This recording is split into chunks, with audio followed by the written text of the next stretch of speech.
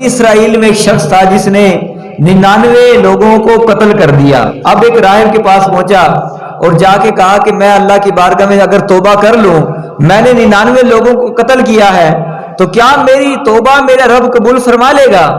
تو وہ راہب تھا، وہ کہنے لگا اتنا تو نے قتل کیے، اللہ تعالیٰ کی اتنی نافرمانی کی، اللہ تیری توبہ قبول نہیں فرمائے گا۔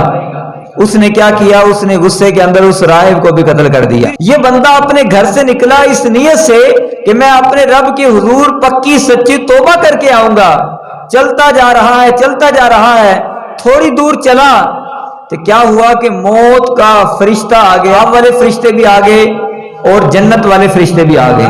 اللہ نے زمین کو حکم دے دیا کہ اے زمین تو کچھ سکڑ جا، نے اس زمین کو ناپا تو صرف ایک بالش جو تھا وہ اللہ کے بندے کے قریب پایا گیا۔ اللہ تبارک و تعالی نے صرف حکم فرمایا کہ تم اس کو جنت کے اندر لے جاؤ۔